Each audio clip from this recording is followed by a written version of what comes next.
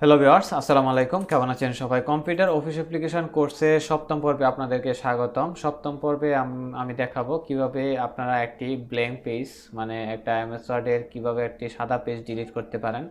তো আমার এখানে দেখতে পাচ্ছেন, আমার এখানে পেজ কিন্তু আমি দুটি পেজ নিয়েছি।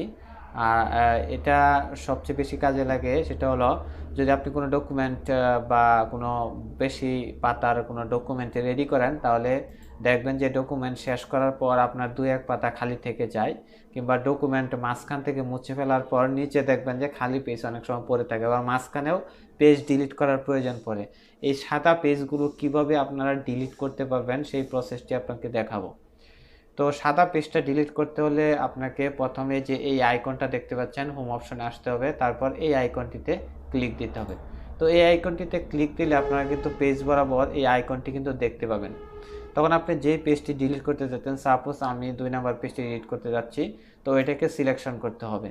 তো সিলেকশন করার ক্ষেত্রে এটা মনে রাখবেন, কোনো সময় কিন্তু আমরা সিলেকশন কিন্তু অনেকভাবে করতে পারি, তবে এই সিলেকশনটা অবশ্যই আপনাকে বাম পাশ থেকে ডান পাশ দিকে মাউস নিতে হবে, এভাবে সিলেকশন করতে হবে। আপনি যদি অন্য পাশ থেকে মাউস এনে যদি সিলেকশন করতে চান, তাহলে কিন্তু সিলেকশন হবে না।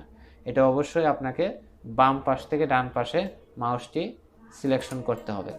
তারপর সিলেকশন করার পর কিবোর্ড থেকে ব্যাক স্পেস যে কিটি রয়েছে সেটা ডাবল প্রেস করতে হবে। তো আমি ব্যাক স্পেস যে কিটি রয়েছে এটা ডাবল প্রেস করলাম। তো দেখতে পাচ্ছেন আমার যেই পেজটি ছিল এটি কিন্তু চলে গেছে। তারপর এখানে পেজ নাম্বার কিন্তু 1 শো করছে, তার মানে দ্বিতীয় পেজটি আমার ডিলিট হয়ে গেছে। তো এটা হচ্ছে সবচেয়ে সহজ পদ্ধতি ব্ল্যাঙ্ক পেজ ডিলিট করার। অন্যান্য পদ্ধতি রয়েছে, তবে এগুলো আপনারা নেট থেকে দেখে অ্যাপ্লাই করতে পারেন।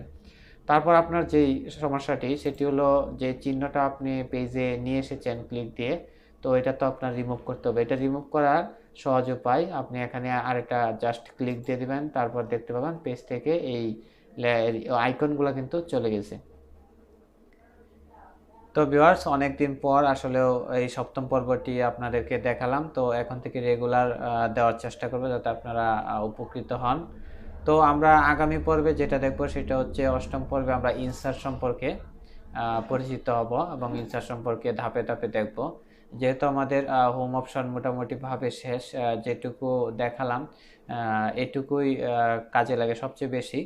তো আগামীতে আমরা ইনসার্ট অপশন নিয়ে আলাপ আলোচনা করার চেষ্টা করব। অষ্টম পর্বে স্বাগতম জানিয়ে আমাদের এই সপ্তম পর্বটি এখানে শেষ করছি। আল্লাহ হাফিজ।